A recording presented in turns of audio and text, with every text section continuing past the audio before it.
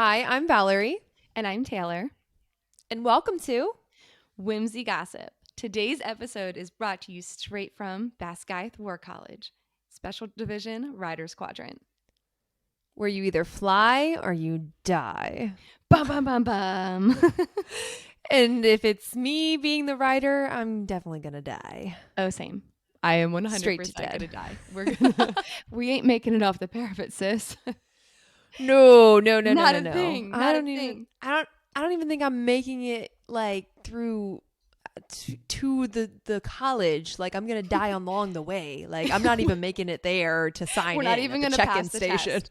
We're not even gonna Yeah, pass the test. I don't even make it to this check-in station. Like Seagal or whatever, she takes one look at me, she's gonna blow me up with fire. Like I'm You don't dead. even get to see dragons. Who are you kidding me? Anyway, so today's episode, if you cannot tell by our little entry there, I don't know, intro, that's what it's called. If you can't tell by our intro, today's episode is all about the book that is all over TikTok, Fourth Wing. Bum, bum, bum, bum. Fourth wing. Oh God, I love this book so much. This book, if I could just, I can't even put into words. Every emotion I've ever had while reading, like a multitude of different books, was all brought to me in one book. But before we get into the fourth wing, a word from our sponsor or Partner. A word from one of our partners. So today we are trying another tea by Ethereal Moonie Teas. If you haven't watched our latest episode, actually, we're pushing this episode forward. So today's partner is Ethereal Moonie Tea. They are a tea company that specializes in specialty teas, and more specifically, the one we are talking about today is the Akatar inspired tea. Each like inner circle member, the Archon sisters, Bat Boys, there is a tea for each one of the characters, and we've already tried Morrigan, right? I think in our other episode. Mm-hmm. And we have a whole which isn't out yet. We have a whole thing about Ethereal Moonie Teas. We're so excited about Fourth Wing. We're actually pushing this episode forward. Fourth word. Yeah. Sorry. Fourth word. That's even a word. We're pushing this episode forward and releasing it sooner because we're simply obsessed. But today's tea that we are trying, because we're going to try a different tea every single episode, and today is Azriel's tea. It has clove, black so tea, fitting, because Shadow Singer, Commander of the Shadows, her fourth wing for Xaden. But today's tea is the Azriel tea. It has it's a black tea with cocoa nibs, cinnamon, clove in there as well. You can't really see as much. I think more was a lot more sparkly, but there is sparkle in this tea, and it's really pretty. It's very dark. It's very Shadow Singer-esque looking, if you ask me. Let's taste it. Valerie, what do you taste? I definitely taste like the cinnamon and stuff like that. The cinnamon and clove are definitely overpowering. It's definitely not as good as Morrigan was, but I think this is like a more fall tea, winter tea. This is a very Azriel tea. Oh. This is a winter tea. It's a very masculine tea. Mm-hmm. I get like the Azriel masculine energy out of this tea. So it's definitely not my favorite, but it's not bad. No, it's just Morrigan was just really good. It was so sweet. I cannot wait to try Elaine. Elaine is like the one that I've just had my eyes on this whole time because it has rose in it. Oh, I'm so excited for Elaine. Okay. Yes. So now that we've talked about our tea, you better go pause this podcast, go grab yourself a cup of coffee or tea, and let's get into Fourth Wing. Oh my gosh, I am so excited. So this actual copy that I'm holding up right now, one of you lucky winner or podcast listeners or followers on our TikTok or on our Instagram is going to be winning this. This is the first edition Fourth Wing copy, and it is signed by Miss Rebecca Yaros herself. So I had the opportunity this past Sunday to go to a book signing in DC at the Imaginarium Festival. And there I met so many fun and wonderful people. And I also got a bunch of copies of Fourth Wing signed, one of which is going to Valerie over there. I have a copy for myself. Thank you so much. Thank you so much for getting me one. Anytime. I'll never be able to repay that. Stop. Well, this is another one. I think this is Valerie's copy right there. And then I'm trying to find the one that she signed for me. I think it's right here. Yeah. So when she personalized this one, because we all had to wear name tags that said our name on them, so the authors knew who to sign it to. If I can find it. Okay. It says, to Taylor, fly or die, Rebecca Yaros. It was so cool. Also, side note, she is the sweetest person ever. She is so nice.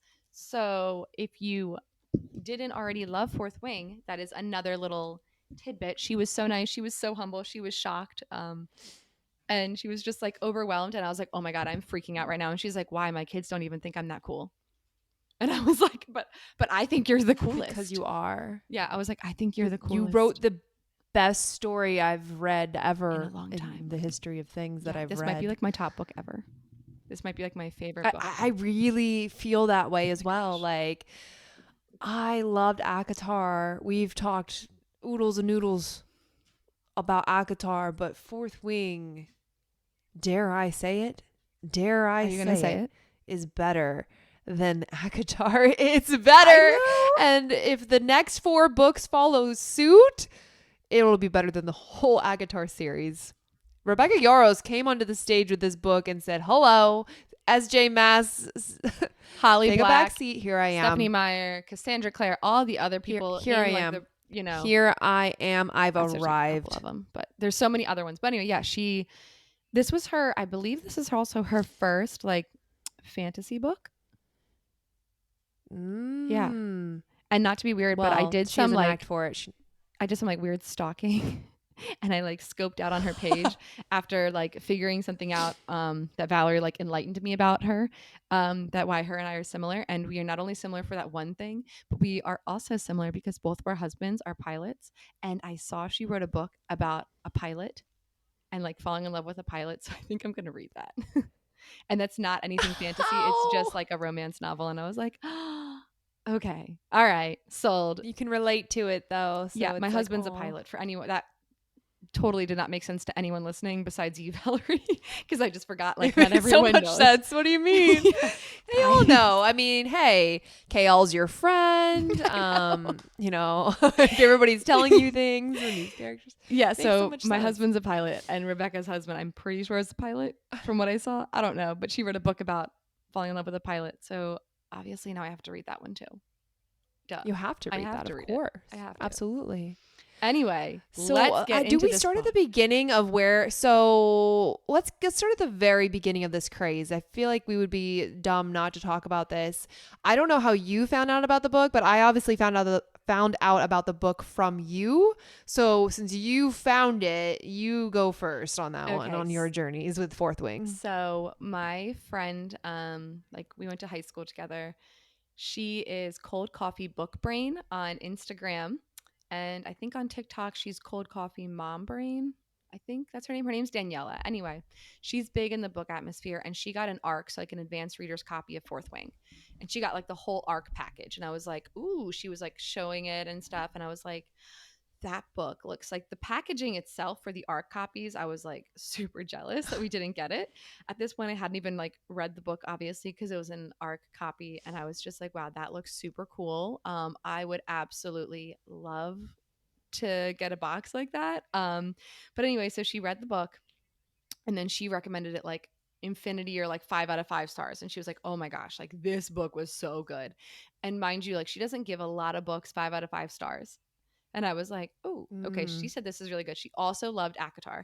I was living to watch all of her videos of her reacting to like ACOTAR and stuff. So her reactions were very similar to my reactions for ACOTAR and a couple other books that she's read that I've also read. So I was like, okay, all right. She liked this book. Fine, sold. She like gave like a little like book review and I was like, all right, say less. And I just went on Amazon. Did you know that it had just come out? It wasn't out yet. Oh, it wasn't even out. So you were just waiting. So I went on Amazon and I pre-ordered it. And so this was probably What, it came out May 2nd. This was probably sometime in April. I pre-ordered the book, and I was going to Scotland on May 3rd. So I was like, oh, perfect. It's going to get here just in time for me to go to Scotland. Well, the physical book came in. Actually, this is before I bought my Kindle. I pre-ordered it before I bought my Kindle because I was like, yeah, I'll just bring this book with me to Scotland and I'll read it on the plane. And then I had purchased my Kindle and I was like, well, in case I read this book super Mm, fast, I just want to buy it off my Kindle and I'll use it off my Kindle. I'll read off my Kindle. So right. it came in on May 2nd and I was like, oh my gosh, this book is so beautiful. Like, look at these It's sprayed so edges. beautiful. Look at this just gorgeous book. And I was like, wow, okay. Sold. I'm easily persuaded off of physical appearance. You're done. You're already there. Yeah, I was like, You're okay. into it. You don't even know Violet yet. I just want to keep this book on my shelf. Like, this is just pretty. And so I am on my way to Scotland and I just ended up buying it on my Kindle and I was started reading it and I was with my friend Lauren and we were literally in the airport and I sometimes do this thing when I read a book where the rest of the world doesn't exist, where because I'm now in Mm, this universe of the book. And I felt so bad because she kept yeah, trying you're to in have a Basquiat. conversation with me. Yeah, she was trying to have a conversation with me and I was just like, so How long dare story she? short, I found out about the book through my friend Daniela, who got an advanced reader's copy of it, and I pre-ordered it, and then it came in on November 2nd. But I was hearing that certain Barnes and Nobles were like putting the book out before it actually made its way to the shelf, like before Yeah. May 2nd. So I did check my Barnes and Noble, and they were not one of the rebels. So whatever, they waited. But yeah, that's how I found out about Fourth Wing. And then I read it all really quickly. And I was telling you, I was like, Valerie, you need to read this book. Valerie, you need to read this book. It is so good. Yeah. And I just was like, okay. I don't know. Like, I was like, all right, well, I thought we were on this Throne of Glass journey. I'm just getting back into books. Like, honestly, like I've said in previous episodes, I haven't read a book in 10 years before ACOTAR. And so it's just been like a slow reading, like on my own pace kind of thing. And then we started reading Throne of Glass and then Crown of Midnight. And so I was like, okay, we're on this Throne of Glass train. And then Taylor comes along. She's like, no, Fourth Wing. And I was like, Taylor, I can't juggle all these universes at the same time. Like, I can only, she's like reading all these like 12, 10 freaking million books after ACOTAR and then rereading ACOTAR. And I'm like, I'm just trying to keep up with reading the ones that we have to for the episodes. Um, but I saw the cover of it and I was like, okay, I'll order it on Amazon. I'll pre-order it.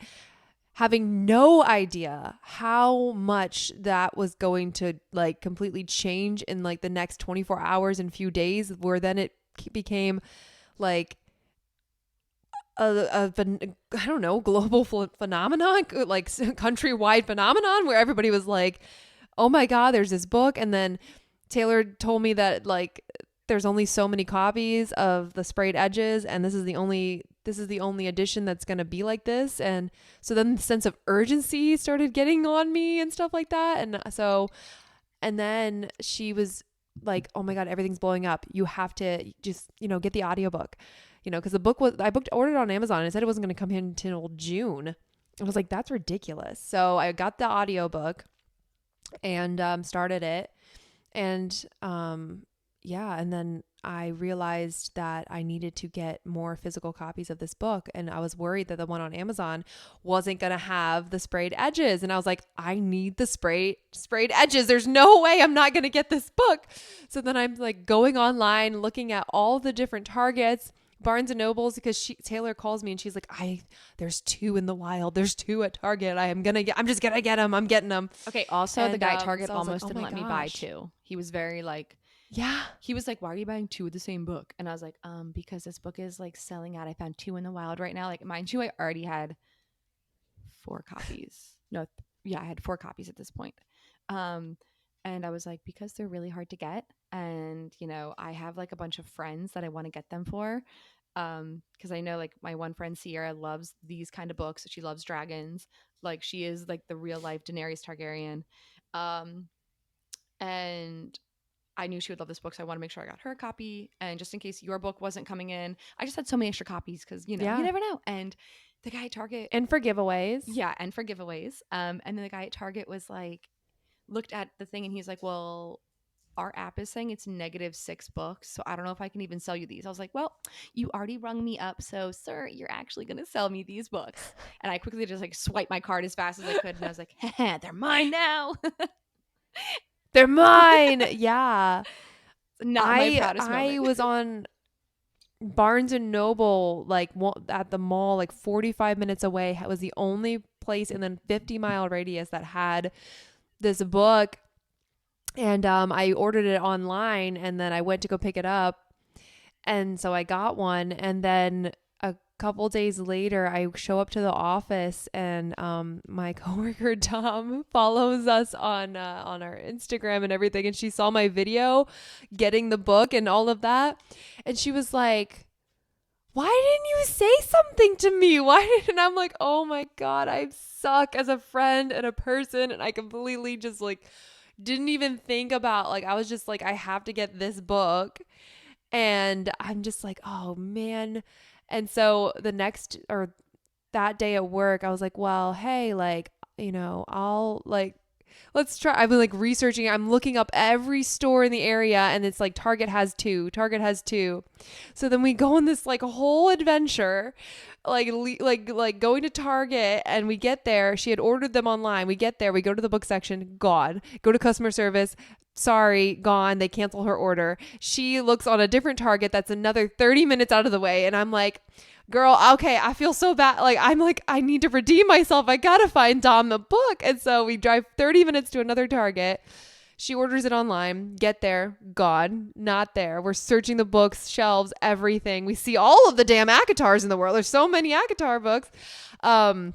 And Throne of Glass, but no Fourth Wing to be found. And then she's like, I know it's not there, but can we just go into this Barnes & Noble? And I was like, yeah, of course we could, whatever you need. And we're just in this Barnes & Noble, like just wandering around, like maybe there's some hidden copy somewhere. Like, thankfully, her better friend who lives in Maryland, who went to a Barnes & Noble and found her a copy.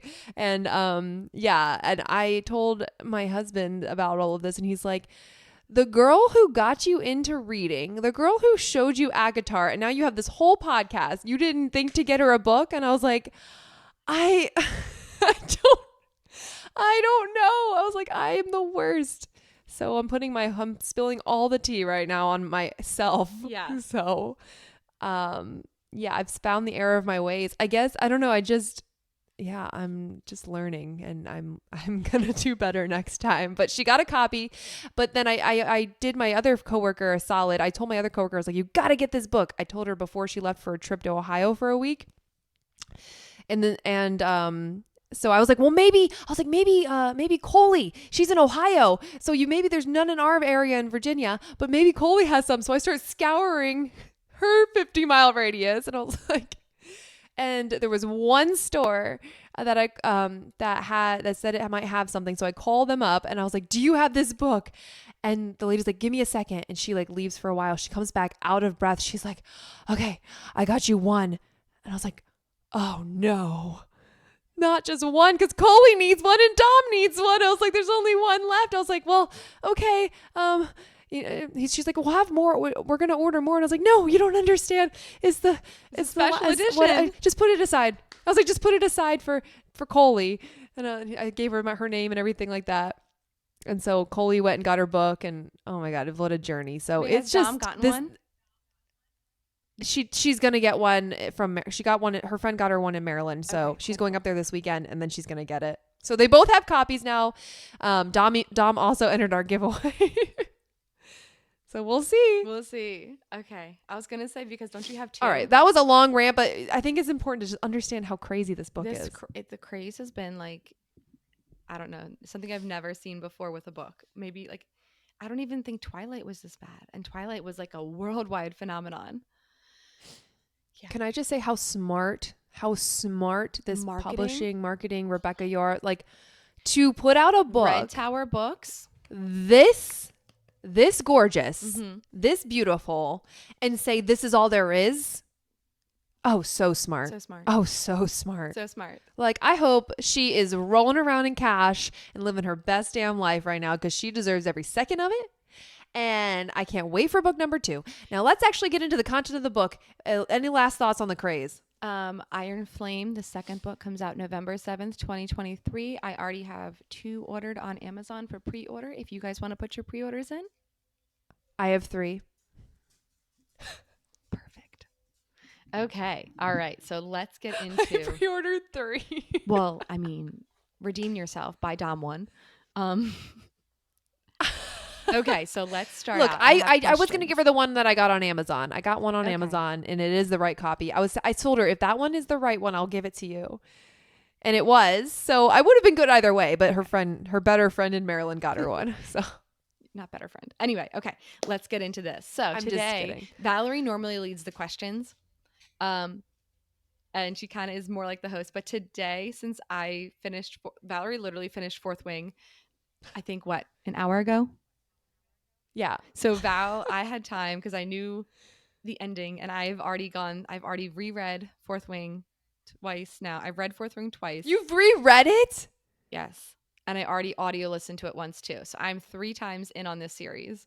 So I had more time for the questions. Taylor, Valerie, I'm a ridiculously fast reader. If you have you're a magician. I read really fast. So mind you, I always have an audiobook that I'm listening to. I read a physical book, and then I have a book on my Kindle. So at one time, I normally have 3 books going. My brain can compartmentalize. I don't understand why.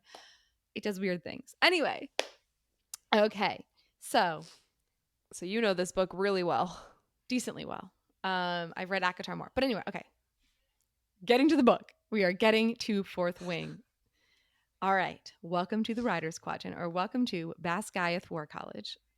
Do you think you would be a scribe, a healer, the infantry, or do you think you'd be a rider? So don't let my appearance fool you today. I'm wearing all black with a turtleneck inspired by Violet, and so is Taylor. I would 112,000% be a scribe. I think I'd be a healer. I'd be a scribe. Well, I do read a lot, but I don't know. Yeah, you do. I don't know if I'd be a scribe or a healer because I do work in healthcare, and I love treating people and taking care of people. So, and I love history. Oh, so you definitely would be learning about other cultures and countries and geopolitics and international all of it. I love looking back on even though we come to find out all the history is fake. Oh, by the way, anyway, I love history. Spoilers. This episode is filled to the brim with spoilers. So, yes, 100% spoilers. If you have not read Fourth Wing yet, this is not like a general overview. Just kidding. This is not a spoiler-free podcast for Fourth Wing. So if you have not read Fourth Wing, stop what you're doing, turn this podcast off, go read the book, and then come back afterwards. So yes. Anyway. I honestly wouldn't even know how to do a spoiler-free anything. I don't. And you, my friend, would be so bad at it. I'm the worst. Taylor is the worst for spoilers. Oh, I'll be like, "Oh my gosh, this happened," and she'll be like, "Oh, Liam died," and I'll be like, That's like I did not even spoil close Liam to that. for you. I did not spoil Liam. You said you almost did. I did. You said you almost did. Well, I sent her a picture of Liam fan art, and I forgot that she hadn't gotten to this point yet. And I was like, "Oh my God, Liam!" Like heart crying face. And then I was like, "Oh no, oh no!" I was like, "See, maybe she won't maybe she won't pick up on the fact what that means. Like maybe she'll be like, "Oh my God, I'm just so in love with Liam, like I'm crying." That's what I thought. I took it that way. Okay, good. Because I couldn't fathom that. Yeah. But anyway, I would be a scribe. You would be a healer then. But where would you want to be?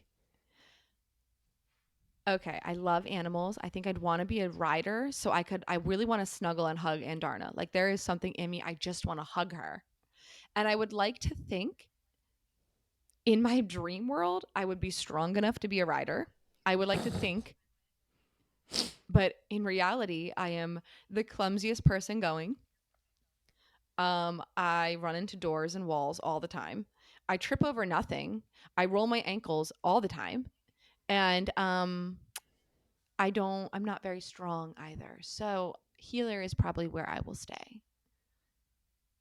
So yeah. I would like to be a badass rider, But my logical brain says 75% plus death rate, plus you're going to be on a dragon like heights and you're probably going to fall off and die, which is my greatest fear in the entire world. Nah. Well, I was good at bull riding. So like I did the automatic bull riding thing. I actually got a job offer when I was there. Um it was like a PBR, like professional bull riding, because I stayed on the bull so long and they wanted to hire me. And I was like, that's really Well, there you kind, go. but I don't think my boyfriend would appreciate me walking Basically around the in same like, thing, Taylor. well, I didn't take the job because they wore like assless chaps. And I was like, I don't think my boyfriend would appreciate me walking around in that. So, and it was only because I watched The Last Ride with Scott Eastwood and he's like, it's all in the thighs. And I was like, all right, let's go. And like they were trying to buck me off because I was on there for too long. And they were like, all right, you did really good. And I was like, it's all in the thighs. But again, I would definitely be a healer just because I think I would be a healer. Anyway, if we I'm just too scared. Like, I'm honestly just too scared. Like, it all comes down to like being one, I'm weak as hell. Two, the odds of me dying is just exceptionally high, astronomically too high, and I don't want to die. I'm not ready. I have many more lives to live. We've already established I would like to live, 500 more lives, 500 more years at least. And a crap ton of money. Right. And then 3, I forgot where I was going with that point. But okay, anyway. That's enough. Hypothetically, do you think if you and I both got put into the Rider's Quadrant, do you think you can make it across the parapet? So here's the thing. I'm still trying to understand the parapet. I just understand it as kind of like a balance beam. Kind of like a bridge is what I imagined. Like I imagine like a stairway. So part of it has like a wall. I know that. And then part of it I think is just like a stairway with no rails on either side. It's kind of how I imagined it in my brain. Yeah. And I did not realize that I would not make it over the parapet because why did no one go on all fours? Like hands and feet. That would be me. I would be like, Same. I wouldn't even be on all, I would be like worming that. I would be like worming it out of fear. I would be sweating. Like I am deathly afraid of heights. Like you don't even understand how scared I am of heights. Like not well. So I would be inchworming my way across the parapet and I can we'll inch our way. We'll do like a tag team. I'll grab your feet. We'll inch all the way across. So yes, we'll make it if we can inch our way through. Again, I would give you my boot and you could give me your other boot and we'd make it across fine. We'd be just fine. But we don't even need boots if we're inching like inchworms. I mean, in fairness, I probably would go barefoot because I feel like I used to rock climb a lot, like those rock climbing walls as kids, and I used to get up there really quick. But if you wear shoes, like it's always better to go barefoot because your toes can I can grab stuff with my feet. So I feel like, I don't know why, no one went barefoot. Commando inchworms. Just kidding. Oh my God. We came into this world that way. We're going to go out that way. Well, because it's whatever you wear on your body, on your person, you can take up with you. So I'd have to fit my shoes in my boot, in my pack or something. Anyway. So I just did not know why no one went on all fours because I feel like you would have been able to get up there. But so speaking with the parapet, when you were right, you called it immediately with Dylan. Oh my God. Like immediately. I didn't think it was going to happen that fast. And you were like, oh, Dylan has plans for the future. Dylan's going to die. Like literally, that's what you said. I was like, oh, I can't spoil anything. And then 10 minutes later, I get yep, Dylan died. Knew it. Called it. Dylan's dead. And I was like, oh. Because I thought Dylan was going to be. He died so much. See, I knew he was going to die at some point, but I thought he was going to be more like a Liam. I thought Dylan was going to be there for a while. And I think it's really important when you don't know a writer's writing style. Like this is the first Rebecca Yarros book I've read of hers. And I don't know what she likes to do for characters. I don't know if she likes to just one-off kill them, hasta luego kind of thing. Apparently she likes to kill. Yeah. A lot of people die. Used to people like Sarah J. Maas who everyone gets brought back to life. Like Amryn comes back, Feyre comes back, Rhysand comes back. There's no dying in Avatar. The only person that dies is Papa Archeron. No, Feyre doesn't even they try to kill Farrah multiple times. I know, but like all Papa of a sudden, Archeron is the Nesta's only got one power. that like dies and stays dead. So yeah, and was that picture of Papa Archeron that Oh at no, the that book is for a fair? new book that's coming out, and my friend Molly that I met Oh, there. because you said like Papa Archeron. I was like, oh, he's hot. Oh yeah, no, Molly picked up a picture of this guy at the Imaginarium book festival, and it's like a character in another book series. We got to meet the author, and she was like, "Ooh, this guy looks like a sexy Papa Archeron," and I was like, "Oh my gosh, you're not Mm, wrong," but okay. Anyway, talking back to Fourth yeah. Wing. Okay. Yeah. Um, Back to Fourth Wing.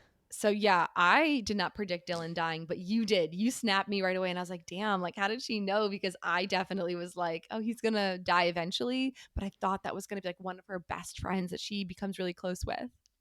But yeah. No. As soon as he was like, I've got this ring around my neck and I'm gonna propose, I'm like, no, you're dead. You're dying. You're dying. Everyone dies. Everyone dies. Literally, Violet just explained how much people die. You're dead. Okay, Jack Barlow. We get introduced to him on the parapet. Yeah. Don't like that guy at all. How annoying was he? The most annoying. Like, he's a little freaking weenie, like running away with the freaking when Taryn and everybody, like, what was it, in that clearing or whatever? Oh, I yeah, imagined it in like this Threshing. big clearing. I imagined that happening Yeah. in a clearing. Yes. Yeah. Yeah. Okay, so I'm going to go I'm not real glad quick. for anybody to be dead. But like, No, I'm glad for him to be dead. I'm happy.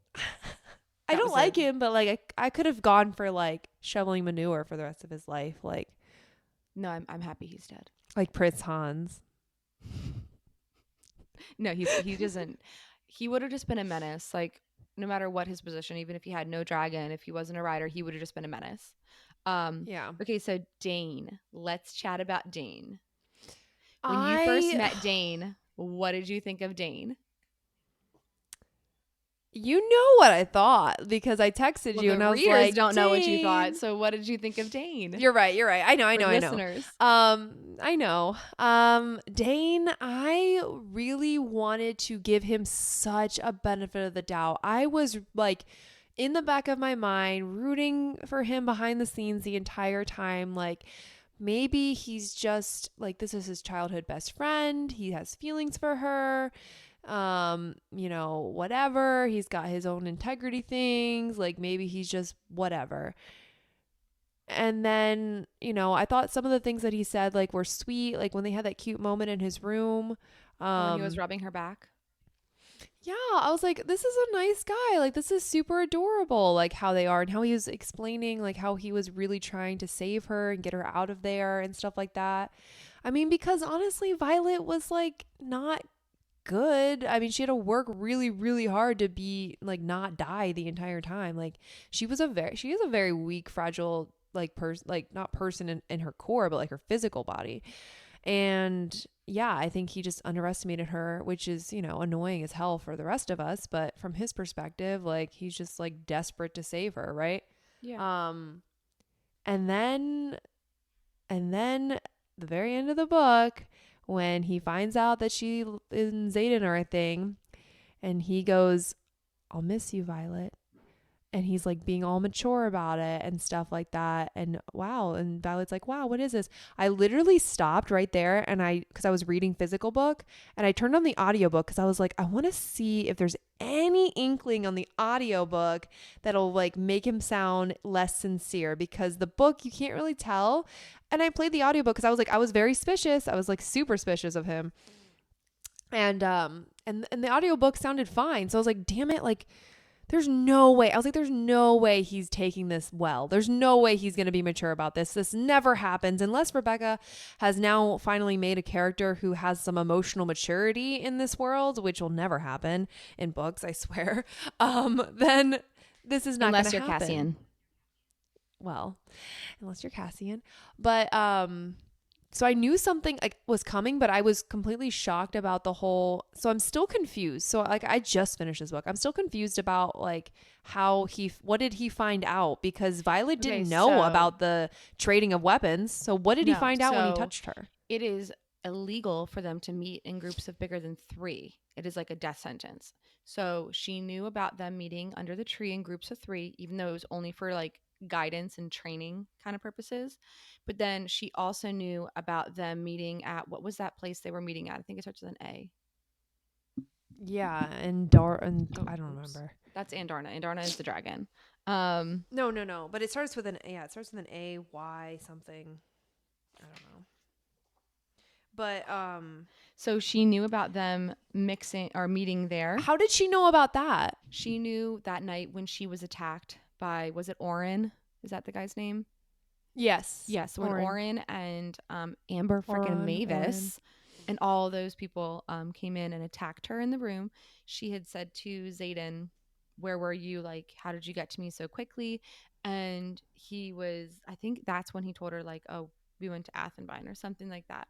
And so when she looked at his memories, or when Dane looked at her memories, one, he knew they were going to Athenbine, and he also knew that they were meeting. I'm most nervous if he knows about Andarna and her abilities. And I don't know if we're going to find that out in the second book. I don't know if Dane was solely searching her memories just for Xaden relating things. And because Dane tells her at the ball, remember when they're at that ball and everything for like the anniversary of Brennan's death and Xaden's dad's death, and it's that whole party. So Dane puts his hand on her face and tells her how beautiful she is. That's when he did it? Mm-hmm. Yep. Oh my God. Yep. So Dane put his hand and goes, "Wow, Vi, you're beautiful." And she even says something like, "Oh my gosh." Like, he just, it was so kind of him. Like, it was. He's just such a, like, I literally just, I don't know. Yep, there it is. Yeah, there's no way around it. He's a snake. He is a snake. He's the a worst. Fucking snake. I was so angry. I wanted so badly for him not to be, but he is. So you know what? I'm not gonna Tamlin defend him. He's a snake. Fuck that guy. He does not deserve the Tamlin. No, he doesn't. Because that's like actual betrayal right there. That is actual betrayal. But I'm like, you're just like throwing everything off for me right now, though. I'm still trying to like process Andarna. Like, what if he knows about Andarna? I'm still trying to process that. I don't know if he was. I don't know how his signet works. That means Feathertails won't be safe anymore. I know, and they're going to know about everything with the Veil and the Bear and all that kind of stuff. Yeah. So, I'm not okay. No. Oh, that's going to be such a good book 2. Book 2 is going to be great.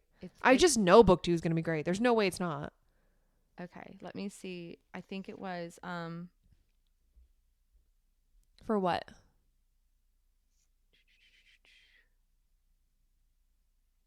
I'm trying to find when he does that. So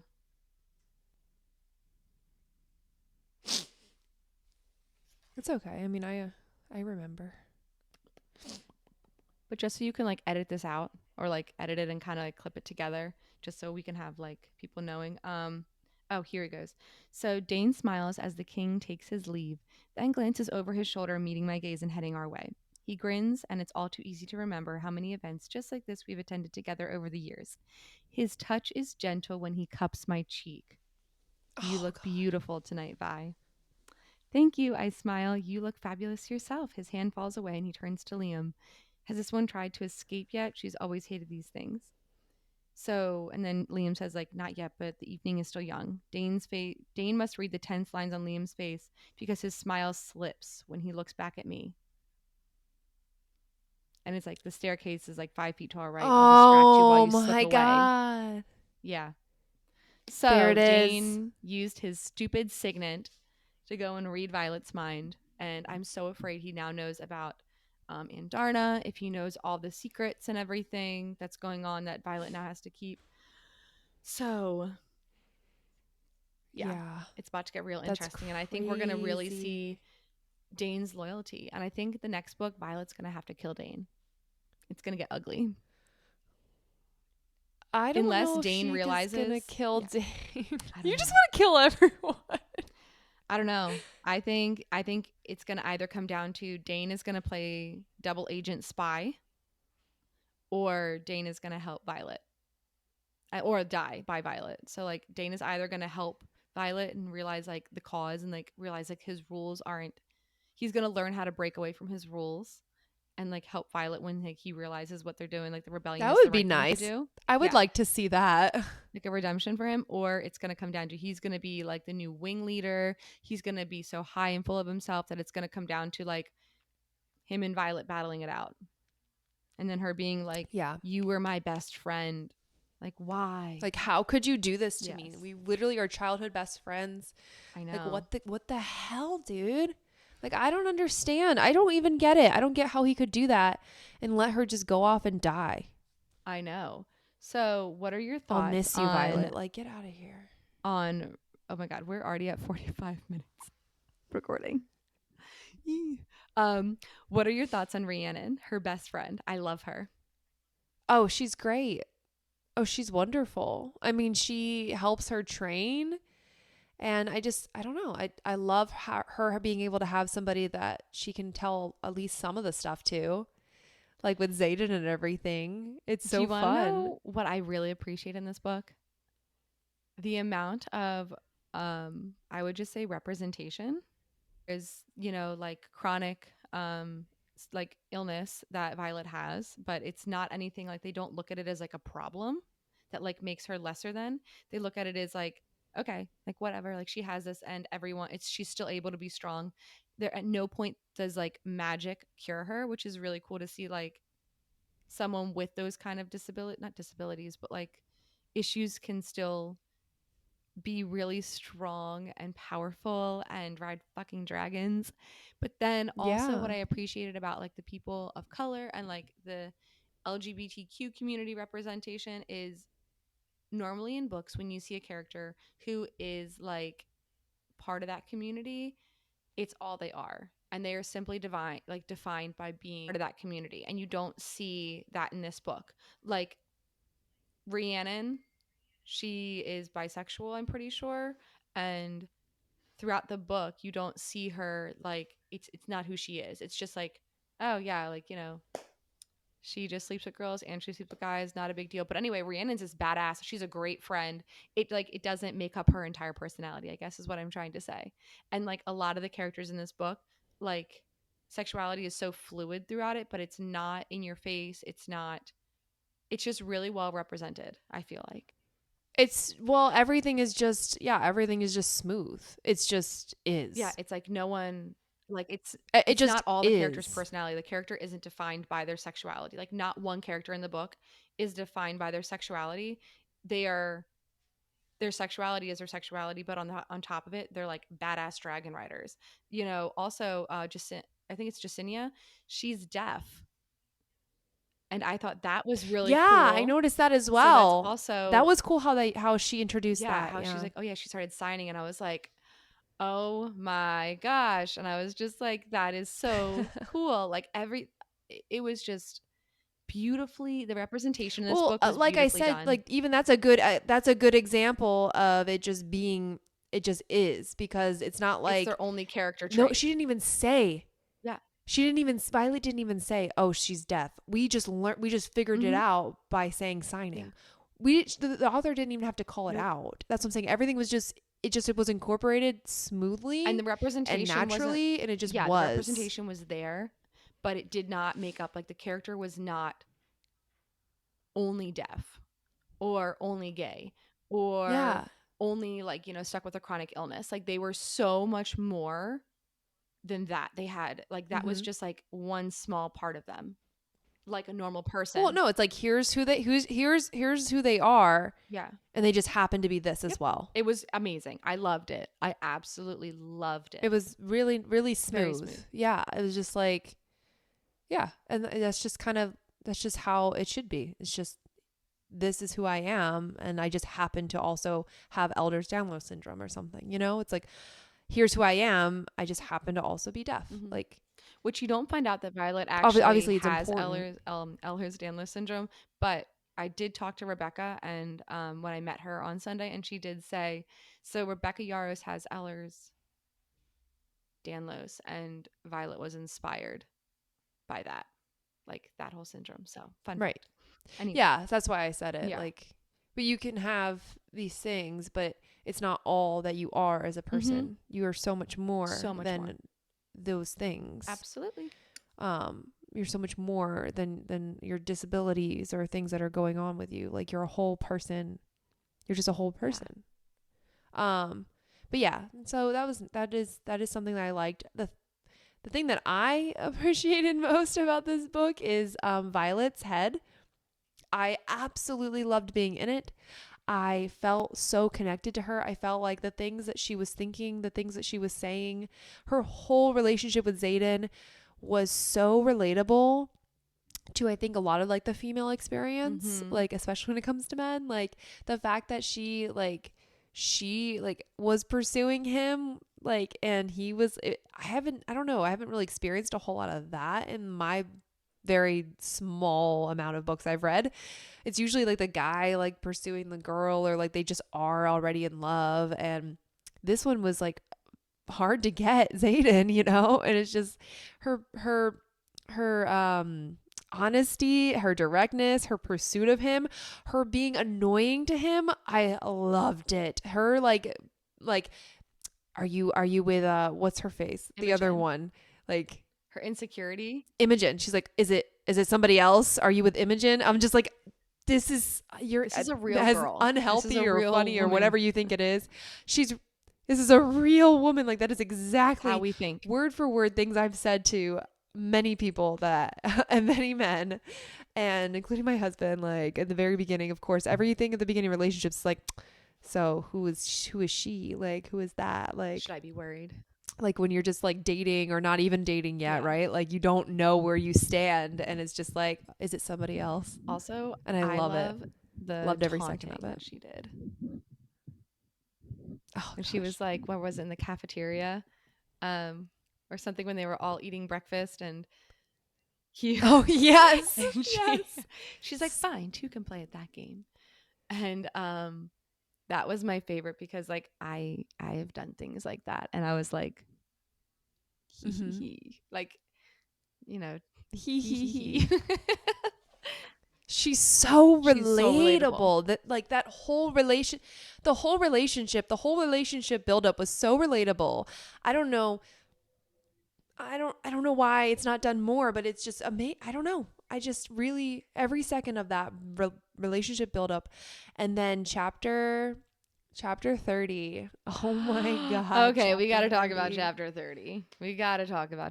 Chapter 30 was so spicy. Wait, like, before we do that, can we talk about the threshing and the dragons and all that kind of stuff? Okay. We'll rewind just a little bit. So when threshing comes, rewind the play 5 minutes. Going to threshing. We see that Violet is in threshing, and she's, walking around, and she's looking for her dragon, and nothing's pulling to her. Also, wait, before, when they met the dragons, I knew she was going to get Andarna. Did you? I did too, but I thought that she was only going to get Andarna. I was like, oh, well, this is cute. And I didn't realize that Andarna wasn't big enough for her to fly. But I was like, oh, it's perfect little. Same. It's her perfect like dragon. Little and little. I was like, oh my God, but she's going to somehow. I was like, oh, but Andarna's like going to, or the little golden one is going to be something super extra special about her, because she is so crazy. Small, and she's going to be able to fly in tight spaces and all this stuff. And Violet's really small. So that's what I thought. And I was like, oh.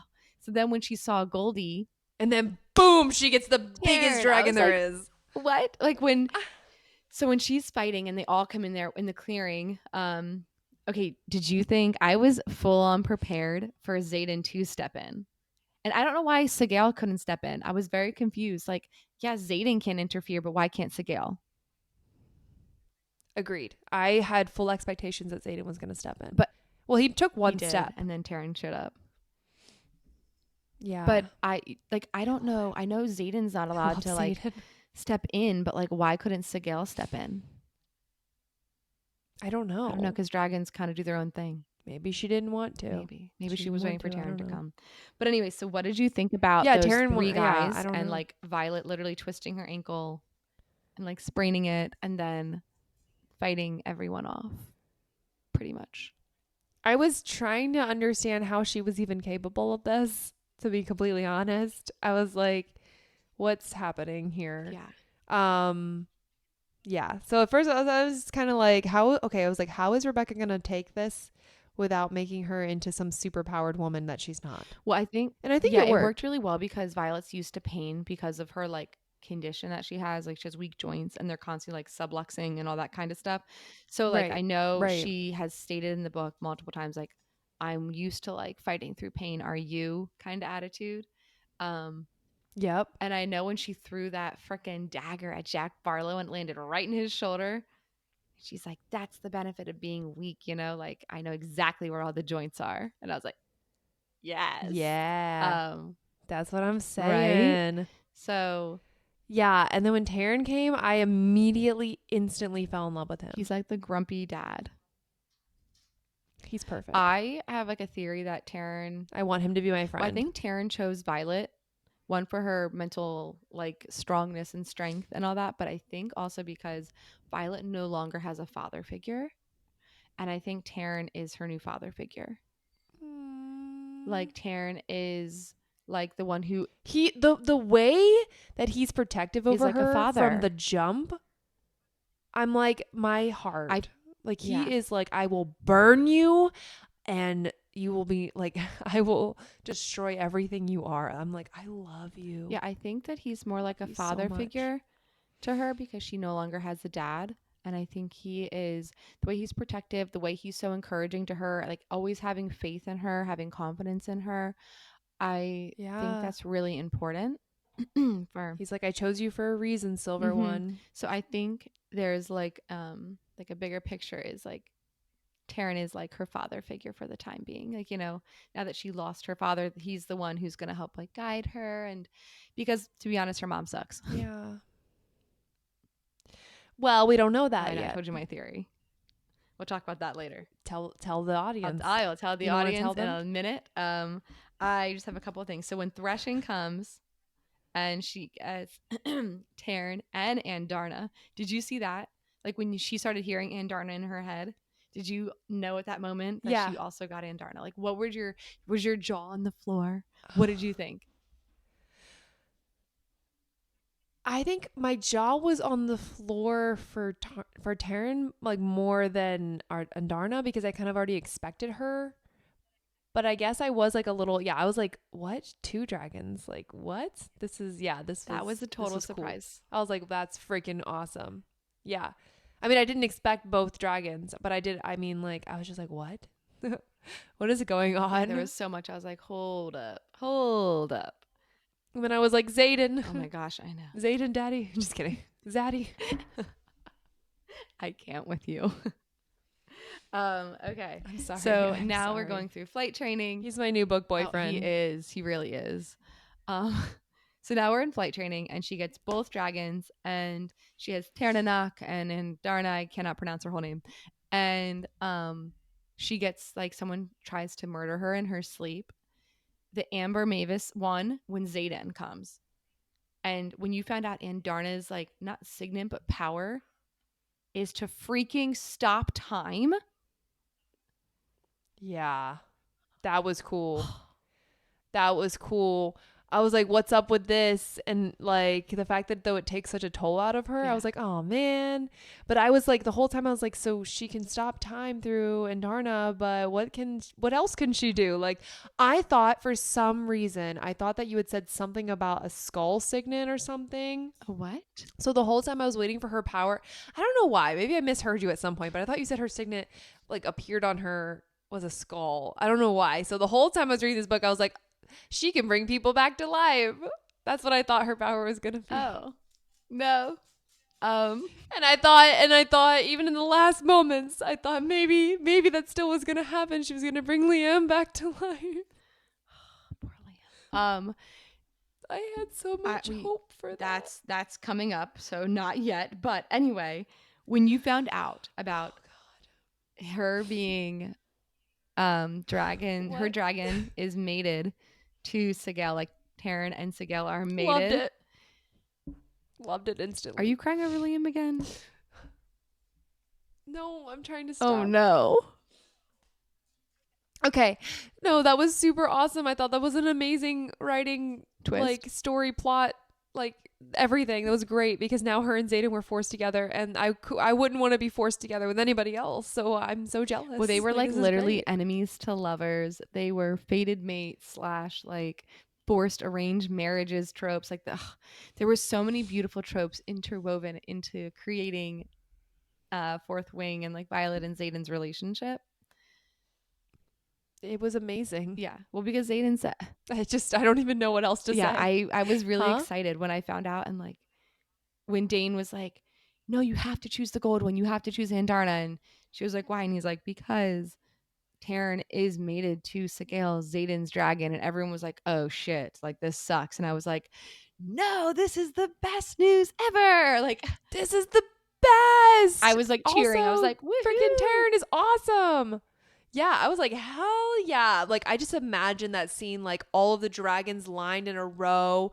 And like, I don't know why, like a big clearing, like cement, like moody, like dawn, like, or dusk maybe, like the sun's going down and it's just dragons flying all in, and they're just standing there, and like there's so many, there's like hundreds, right? There's like hundreds of dragons. It's just like she flies in with both of hers, and everybody's just like, what? And then I don't know why leadership has a problem with it. Like, that's freaking cool. Get over yourselves. Because they're all like, jealous, I feel like. So speaking of leadership, of course, I know you love her, but Miss Mira, her sister, give me some thoughts on Mira. I think Mira is wonderful. I think she is so awesome. When her and her sister reunited, it was the most adorable thing ever.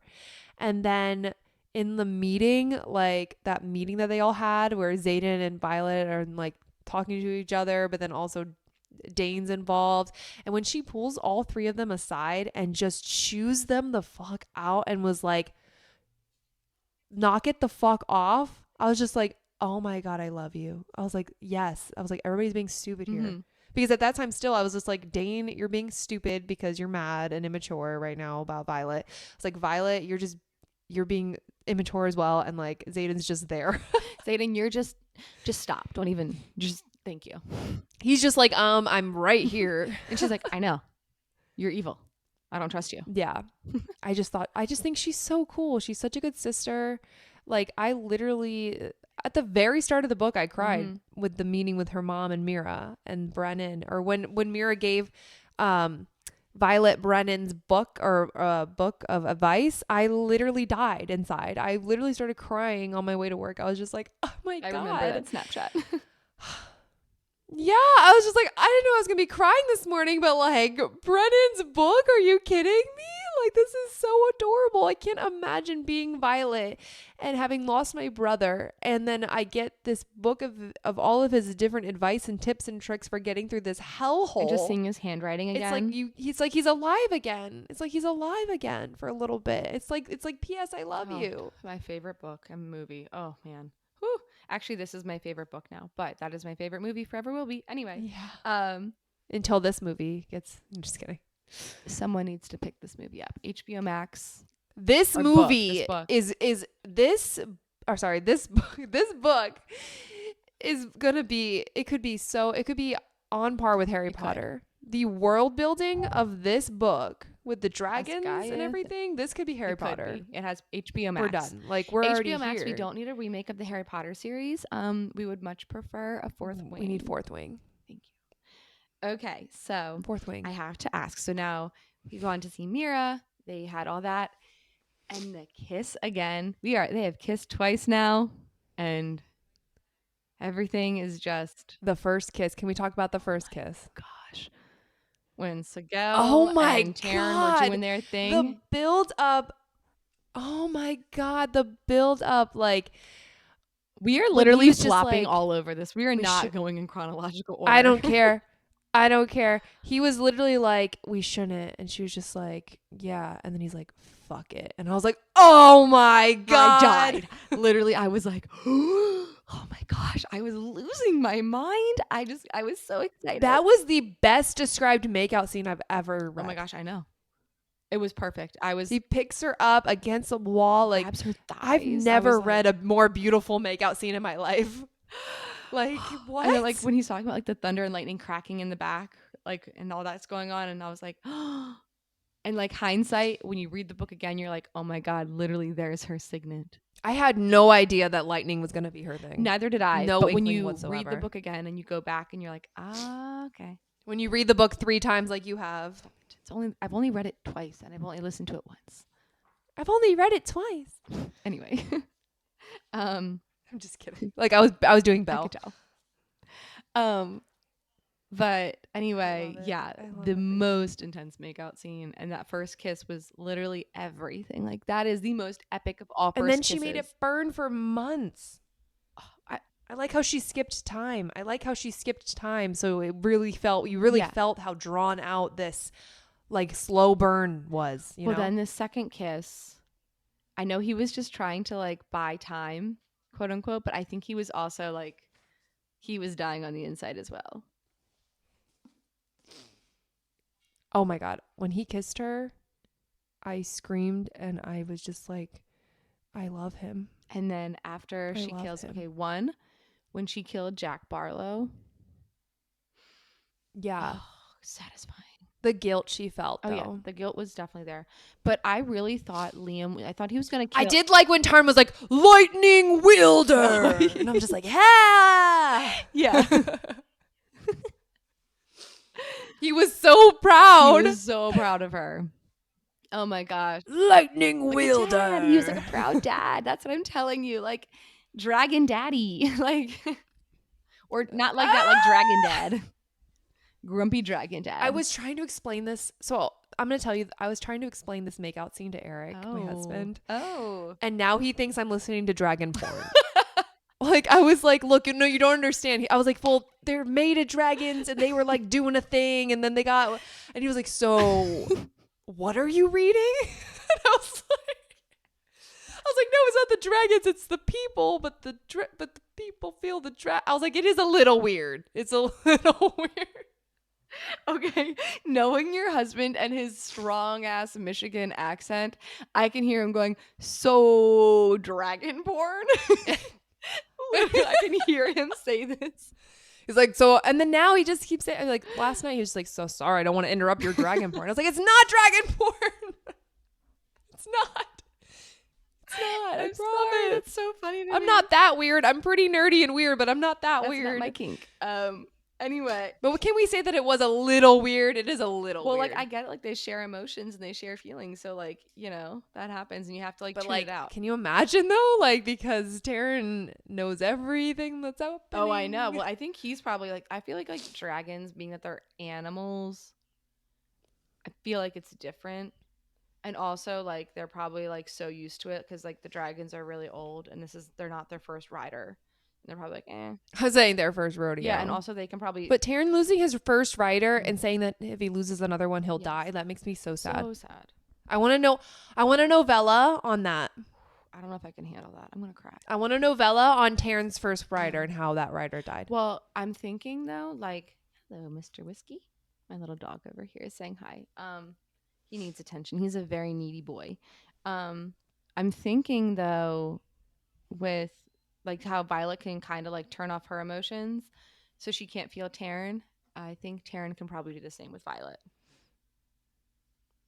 True. But don't you want a novella on Taryn's backstory? I mean, I would love one, but I'll probably cry reading it. Yeah, it'd be pretty sad. It would be really sad. Well, it's going to be like reading Assassin's Blade knowing that Sam dies. Oh, gosh, I'm so not prepared. It's exactly the same thing. I'm not prepared. I'm not prepared at all. I heard it's really good. I've heard. Dom's reading that one. She said it's amazing. I've heard so many good things about it, and I'm like, okay, I trust you, but like... I know we have to get back to that now after Fourth Wing, but I don't want to break up with Fourth Wing. Ready either. I'm just like, oh my gosh, do I read it again? Maybe? I mean, I might read it again. I've never reread anything but besides Akatar. Oh, yeah. I've only I've started re-listening to Akamath, but then I've got so much homework assignments now with Throne of Glass and Crown of Midnight and Fourth Wing. I can't keep up. You just gotta read a physical, have a audio going at the same time. It works fine. I just don't know how I can't do that. I think I'm barely turning into a reader as is, but I'm here. Okay, can I just say this is the first physical book Valerie has read in 10 years. Go, Valerie. If that's not speaking something to this book, and I'm trying to get my husband to listen to the audio. I was like, I think you'd actually really I thought like I was it. an audiobooker.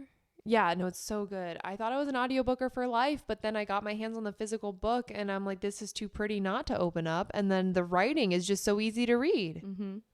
I think she does a beautiful job at like every feeling. Do you remember when you were in like high school and like I guess middle school too, like when you were reading Twilight and you could not wait to get home? Like I remember like in math class just like sneaking my books out to read them.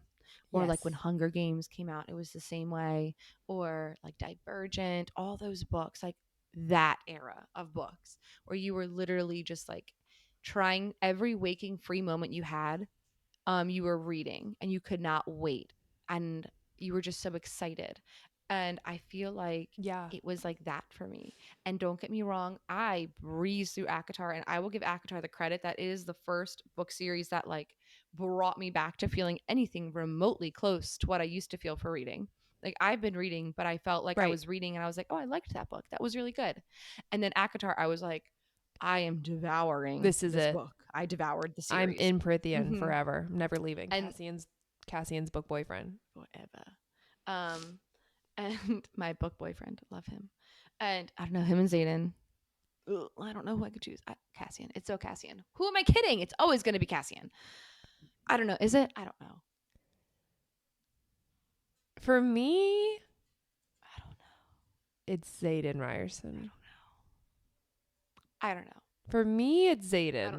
I don't know. Anyway, but I guess I'll wait for some more fan art to come out, but it's Zayden. Oh, I've seen plenty of fan art. Anyway, so this book, I've only seen like one so far. I will send you all my fan art that I have found. I found so much. Because people are, thank you to the universe and all of you lovely people online and you talented artists for making us fan art. Roki, I cannot wait to see your Zayden. Roki, we love you. Yeah. So hearts to Roki, the kindest. She's so sweet. But yes, this book was the first book that brought me back to like the Twilight, Hunger Games, Divergent era of book reading, where it was like you just couldn't get back. And I haven't felt that in so long. ACOTAR was close, but this book was better than ACOTAR because I think the first ACOTAR book was the worst book out of all the ACOTAR books. I completely agree. The first ACOTAR book was trash. It was trash. So this book, well, besides the very end. Oh yeah, the very end was much better. But so this book was phenomenal for that. But anyway, getting back to talking about the actual book itself, the parapet scene. When she goes back out. The parapet scene. On reunification Chapter 32. Day. How could you forget Chapter 32? Yes, on reunification day. I read that scene and I made like a little TikTok about it. And I was like, Valerie, I need you to hurry up and read this because I need you to tell me if I'm completely off base with this TikTok or not. And I loved Violet so much. I was reading this scene. And I started reading it and I was like, tall, high neck, sleeveless shirt. I was like, I own one of those. And then I was like, black skirt with slit up leg, like knee, like floor length. I was like, I also own one of those. Oh. And it was like boots. And I was like, or slippers or whatever it was she said that she was wearing. I was like, I too own that.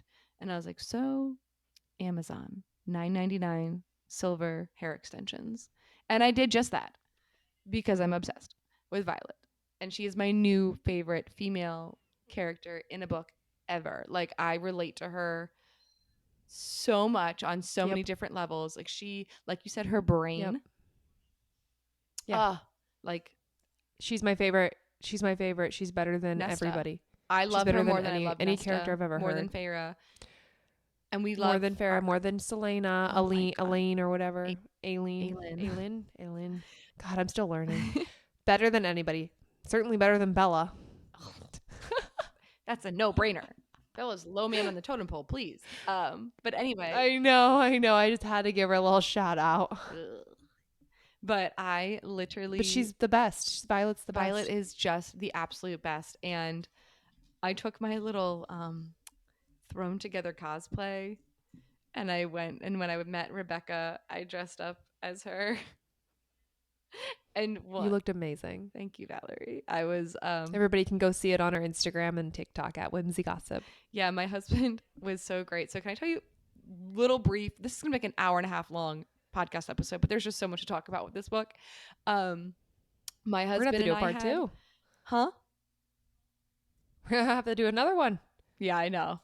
My husband and I had a wedding on Saturday, and then I saw that night that Rebecca was like, I'm going to be in DC tomorrow for a book signing. And I was like, shut up. So my husband had a little bit too much to drink. And I went and I was like, wake him up. I was like, babe, do you want to go on an adventure tomorrow?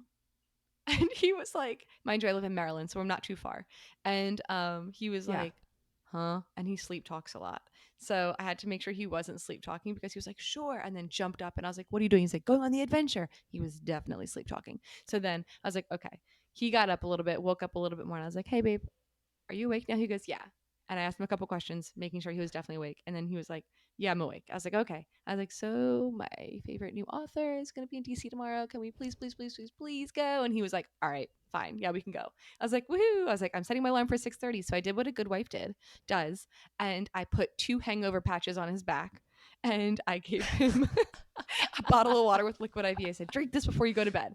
Because this was at like Love this. midnight. And I was putting my alarm at 6:30 in the morning. So like my alarm wakes up, goes off in the morning, and I wake him up and I was like, okay, I'm going to go get ready. Are you going to be ready soon? And he was like, for what? And I was like, oh no, he didn't remember. The fourth wing, duh. I was like, you told me that we could go on an adventure to go meet my author, my favorite author, and get some books signed. And he was like, mind you, my husband is a golden retriever. He is amazing. And he was like, okay. And I was like, yay. So I jump up, I get ready. I went and got my extensions in, and he's like, what are you wearing? And I was like, oh, I'm dressing up like the character from the book. And he was like, yes. Oh, okay. So like I was like doing my extensions in the car. Mind you, we dress up as princesses, so this shouldn't be super weird. Yeah. So in our past life. Yeah. In our former jobs were princesses. I'm going to make a TikTok one day showing us as like all of our princesses and like Belle and specifically. Anyway. Well, we're probably going to have to do a whole episode about it at some point. Oh, that'd be really fun. Okay, fine. Yeah, season two. But anyway, so he was super supportive the whole time, and we were in DC, and if you know anything about Washington DC, parking is literally impossible. So it's hell. It's horrible. So he dropped me off at the Imaginarium place, and so I can get in line to meet her, where I met lovely friends. Shout out to all of my friends that I met there. And then he's like texting me. It's like 30, 45 minutes. Like, I can't find parking. He's like, finally, like an hour later, finds parking in a parking garage. And he's like, babe, what do you want me to do? So he ended up staying in the car the entire time, just waiting in the parking garage until I was done the event, which was like 3 to 4 hours. Amazing. We love him. Like, I just had to give my husband and that is why you guys will have a signed book in the giveaway. Thank you, Ronald. Husband Ronald. Pilot Ronald. Thank you, Pilot Ron. Hell yeah. So yeah. Anyway, I just had to say that. So. All right. So how do you want to wrap this up? Because we are at a very long time. We've been going for a really long time, and I got to pack soon and go to Michigan. Oh, so sugar. Okay. So gonna go visit the fam. Really quickly. So the parapet scene, 32. Oh. What were your thoughts? Give me some thoughts. Give me something. So I knew what it was, and I knew, like, based on your TikTok, like, this is what your TikTok was based off of.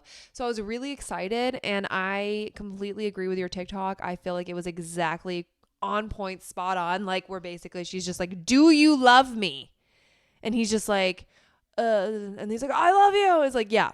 That's what I thought, Zayden. That's what I thought, because you do love her.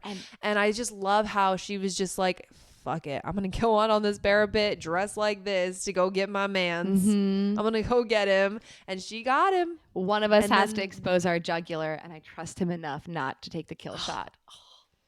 Or not to go for the kill. I love it. Yes. I love it because it's just such a real representation of how men just really just cannot. They literally need to be pushed to the edge. Be transparent. Yes. I had to force Eric to do everything in our relationship. I'm like, do you want to date? do you want to date me? Well, yeah. And I'm like, well, then fucking ask me out. I remember it was at like a soundstage concert or a rave or something. It was at a concert. Yeah, it was at a concert because the next day you came to my house. You're like, we're official. I literally had to ask him. And then we went to New York. Yeah, and then we went and celebrated. Yeah, I literally I was like, yeah. So I just feel her so much. I feel Violet so much. I love her. She's just so straightforward. Best. Okay. And then, so they fall in love, or they admit that, oh my gosh, okay. When she was like, I just want to take care of you tonight. And I did not think that spicy scene was going to happen. I thought she was just going to take care of him and snuggle him, which is like very a me thing to do. I saw a lot of myself in that. I was like, oh, I love to take care of like Ronald and stuff like that. And I was like, oh, that's so sweet. And then when she's like, I love you. And she's like, I think I love you. And he's like, you think or you know?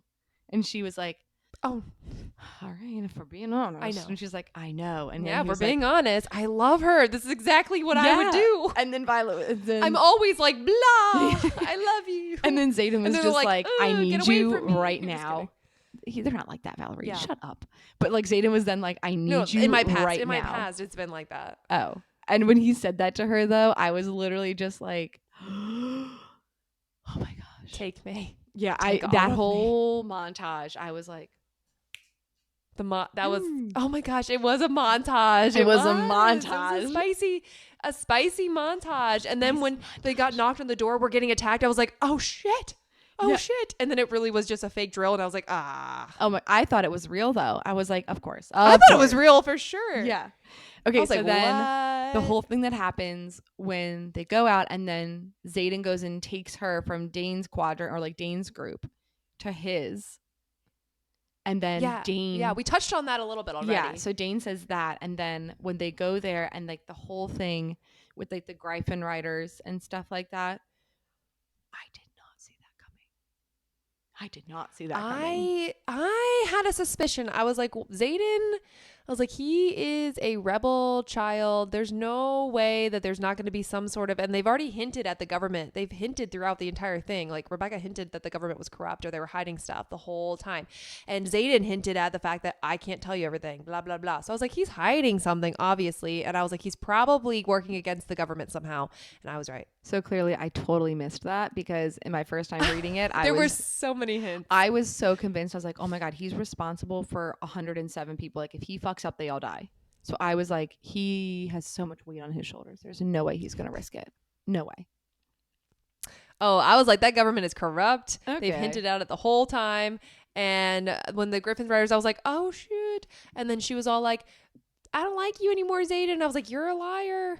Yeah. I was like, you're and then dumb. I was like, but for a second, I didn't know where it was going to go. I was like, either Zayden is somehow or flipping it on its head and he's evil, or he's not evil and he's just working against the government and like the government lied about something. And then I kept reading on and it turned out that the government sucks. Zayden is not evil. And also, oh my goodness, it only takes one generation to completely erase history. Loved it. That line from her dad, I was like, whoa, it's so actually real. Like that's so scary that like our history books can literally alter the way we continue on with life. Like you can just totally take something out of our history books and then it just literally ceases to not exist. We don't even know if all of our like different like we don't know how much of our history is not real. I know, it makes me like question, like I'm like, okay, I really want to learn more history. It kind of, I mean, but you that's know another so much. podcast. That's another podcast. Okay, so then the ending. That was a good line. Yeah. So oh my God, the ending. The ending. So Valerie, I told her she had to record her reaction to the ending. So we're going to post that reaction. It was so good. It was amazing. It was everything I needed it to be. Whimsy. Was it good enough? Was it everything you wanted? Oh my gosh. I was like sitting there and I was like, because when I read it, I literally was like, shut up. Like I was reading it. I was like sitting there. I think I was at work and I was like, huh? Spoiler alert. Brennan's alive. I did not see it coming. I did not. No way. No I didn't see that coming at all. Oh no my gosh. That was the biggest surprise for me. I did not see that Welcome to the revolution, Violet. Oh, hell yeah. What a line. What a line to end it on. And to speak on that, we talked about it earlier, but so my theory about Violet's mom, I think Violet's mom is not evil like we all think she is. I think she knows Brennan is dead. I think she's actually Is not dead. Yeah, I think she knows Brennan is not dead, and I think she helped fake his death because her and Brennan were probably working together for like this revolution sort of thing. Mm-hmm. And I think that she had to help fake his death, and he's out there. Mira does not And know. cover it all up. Yep, and Mira does not know. Mira is completely in the dark, and I think that's why Violet's mom is so hard and mean and aggressive because she has to put on this front. She also saved the kids from getting murdered, like because they were going to kill all the marked ones, and she was someone was like, no, let's not kill the marked ones, like that's not fair, like don't do that. She's definitely not evil. No. So I think we're going to realize like she's going to come out and she's actually going to be helping him. And I think Violet's dad knew too much as well. And I feel like he was poisoned and or killed. I don't think he really died from chest pains.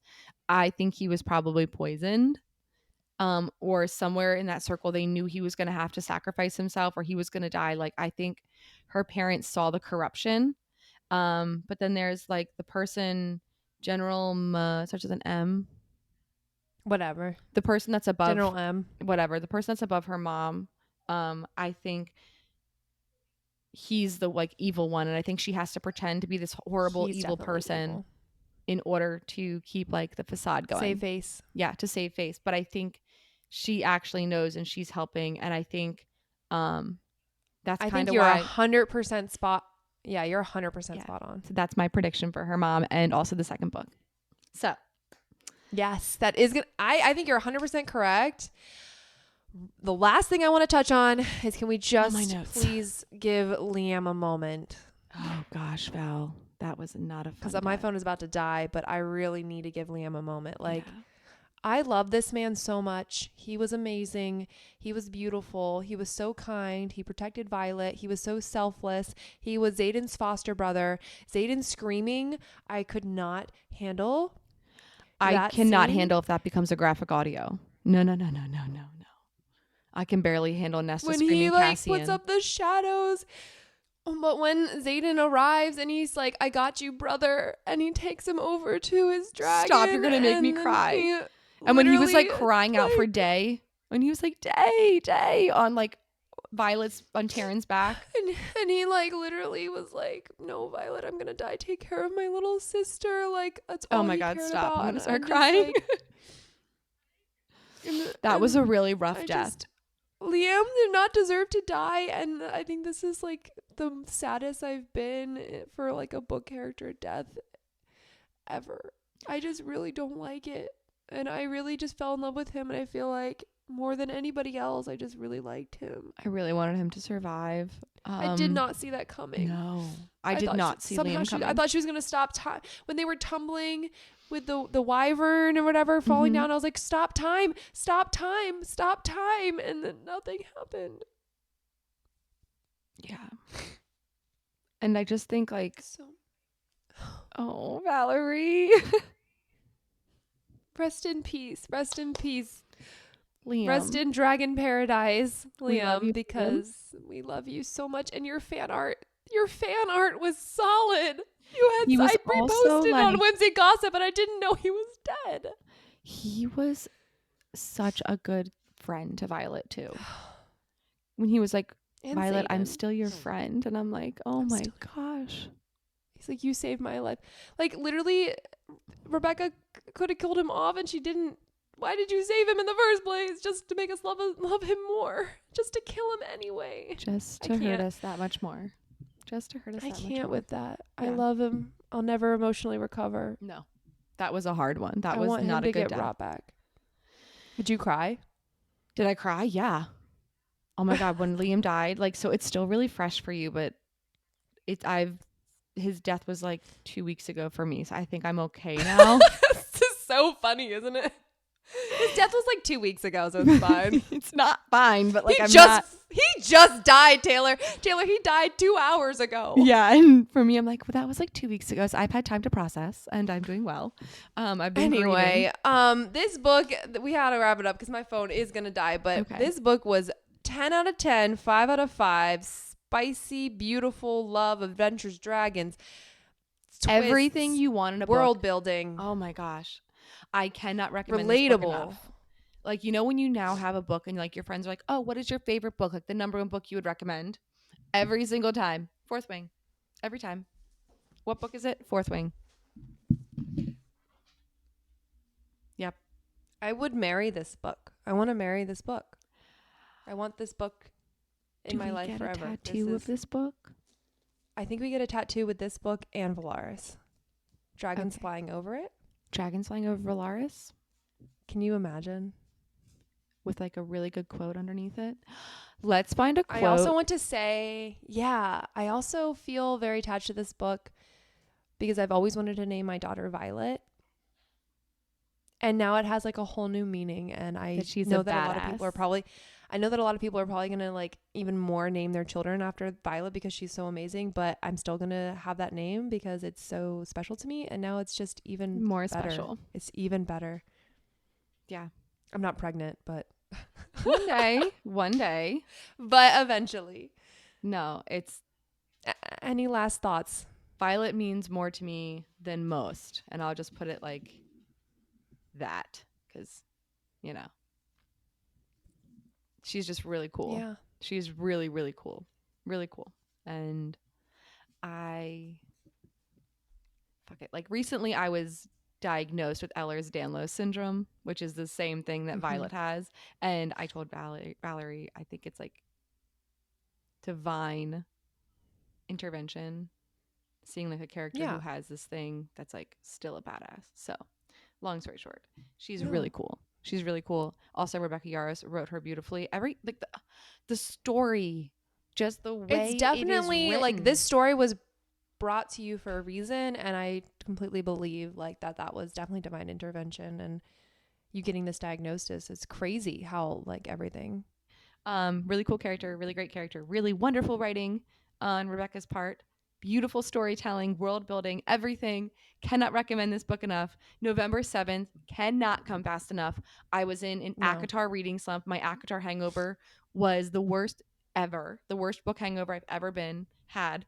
And I didn't know what to read. And then I was telling Valerie when I read this, I was like, Valerie, this is the book that'll get you out of your ACOTAR hangover.